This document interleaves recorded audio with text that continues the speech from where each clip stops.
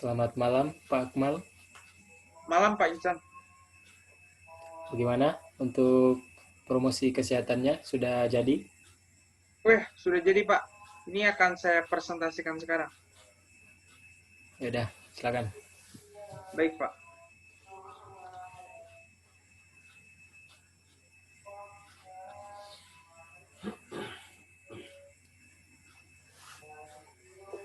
Apakah terlihat Pak? Ya, yang sudah.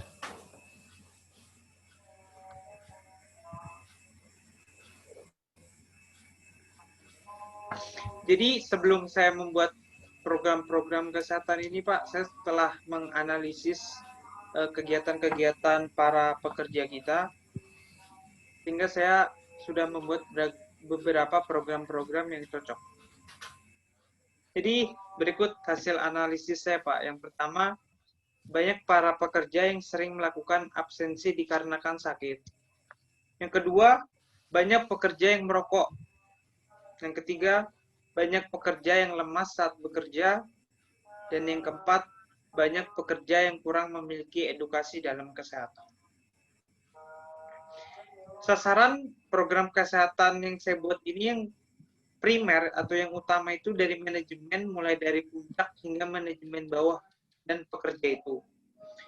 Sasaran sekunder atau sasaran keduanya yaitu keluarga pekerja dan masyarakat sekitar di perusahaan kita. Dan sasaran yang ketiga, yang sasaran tertier, mereka yang terlibat langsung dengan pekerja namun memiliki peran yang penting dalam status kesehatan pekerja. Contohnya dinas kesehatan atau asuransi perusahaan kita. Jadi saya buat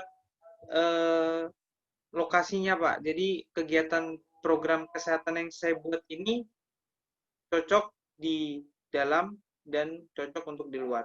Yang di dalam itu ruang kantor kita sendiri, tentunya yang utama. Dan di luar contohnya seperti mes para pekerja, tempat mereka beristirahat, dan di kantin. Jadi program kesehatan yang pertama Pak, yaitu program 1 hari 1 halaman.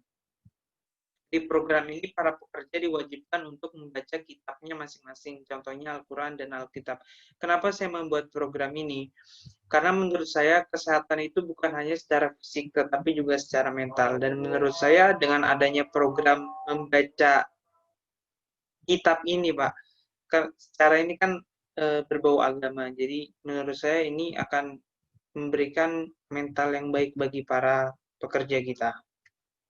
Program yang kedua, program kesehatan dengan meditasi.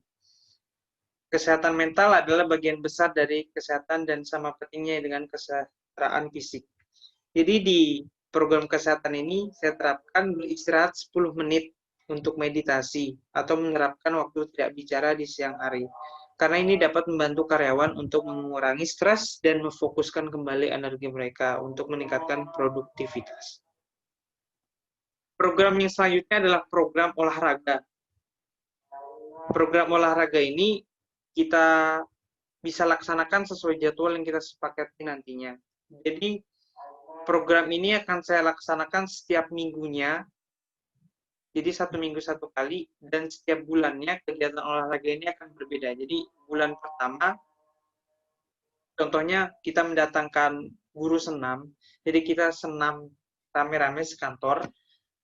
Jadi bulan berikutnya diganti lagi Pak. Jadi misalkan bulan berikutnya lagi kita futsal mungkin bersama karyawan gitu, dan bulan selanjutnya diganti-ganti lagi olahraganya. Yang keempat, fitness at work. Di sini walaupun fitness at work bukan berarti kita membuat gym gitu Pak. Jadi fitness at work ini kita berolahraga di kantor. Jadi agar para pekerja lebih banyak bergerak, saya membuat ide-ide sedemikian rupa sehingga pekerja mau tidak mau meninggalkan kursi mereka setiap beberapa saat. Biasanya dengan menempatkan printer agak jauh dari meja kerja, sehingga pekerja terdorong untuk berjalan kaki. Terus promosi penggunaan tangga untuk akses naik turun. Jadi mereka tidak melulu menggunakan lift, Pak. Yang selanjutnya, penyuluhan terhadap pekerja mengenai kesehatan. beberapa saya lihat di perusahaan-perusahaan lain mereka memanggil kayak orang-orang yang berpengalaman dalam kesehatan, bisa dokter, bisa dari puskesmas sendiri. Tapi menurut saya ini jadi besar sekali anggarannya, Pak. Jadi menurut saya kita harus melakukannya dengan merekrut pekerjaan untuk dijadikan kader kesehatan. Jadi kita membuat suatu pekerjaan lagi, membuat lowongan gitu. Jadi isinya untuk kader kesehatan. Nah, kader-kader kesehatan ini digunakan untuk yang program selanjutnya, yaitu penyuluhan kesehatan di kantin atau di mes pekerja. Jadi kader ini bukan hanya penyuluhan di kantor saja, tetapi juga di kantin-kantin saat mereka makan, dan di mes-mes pekerja saat mereka beristirahat juga sebelumnya. Selanjutnya, penyuluhan kesehatan kepada para penjajah makanan di sekitar tempat kerja. Karena tadi seperti yang saya sudah bilang, sasaran kita bukan hanya tempat kita, tetapi untuk sekitar kita juga, Pak. Jadi nomor 8 ini untuk sekitar kita programnya. Yang ke-9, kegiatan rekreasi bagi pekerja. Ini 6 bulan sekali. Rekreasinya kemana aja, Pak? Bisa ke pantai, atau kita makan bersama, dan lain-lainnya. Dan menurut saya ini sangat penting karena bisa refreshing otak-otak para pekerja kita sehingga bisa lebih produktif. Yang ke-10, program larangan atau berhenti merokok. Kenapa ini saya masukkan, Pak? Ketika saya menganalisis para pekerja, banyak pekerja ketika tidak diawasi secara diam-diam merokok di saat jam kerja, dan ini sangat-sangat mengganggu proses jalannya kerja. Sehingga saya mengadakan program tersebut. Dan untuk menambah semangat para pekerja untuk berhenti merokok,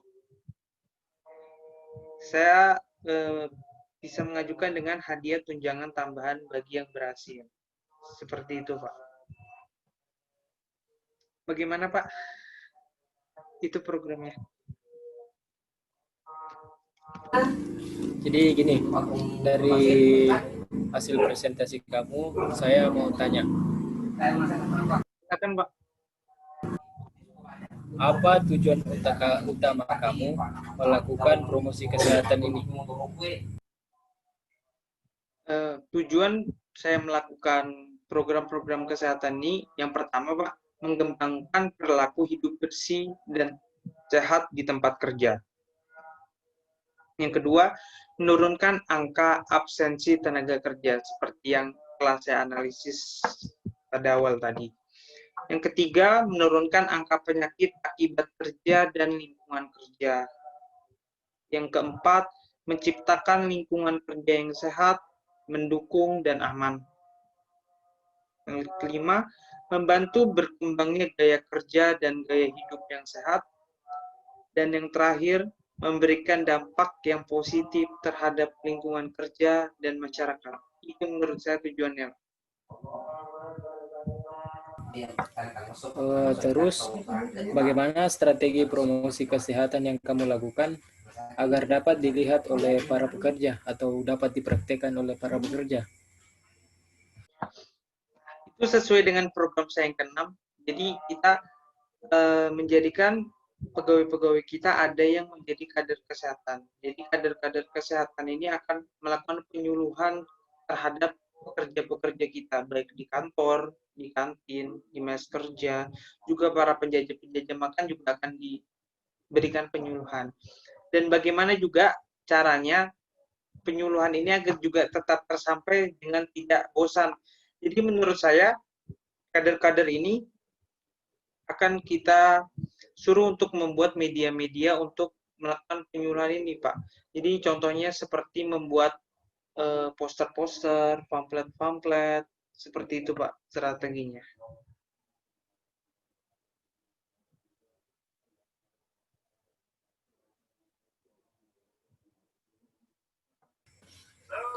Terus ini, berapa biaya yang kamu keluarin untuk melakukan promosi kesehatan ini?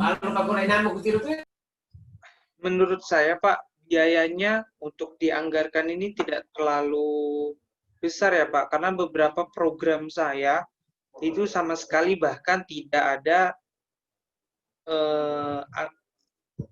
biayanya. Seperti program pertama, ini kita bisa aja nyuruh mereka bawa Al-Quran dan Alkitab sendiri. Ini hanya meditasi dan beberapa hanya sedikit anggarannya, dan jika Bapak menyetujui semuanya, maka saya akan buat proposal beserta anggaran-anggarannya, Pak. Dan akan saya berikan Bapak besok.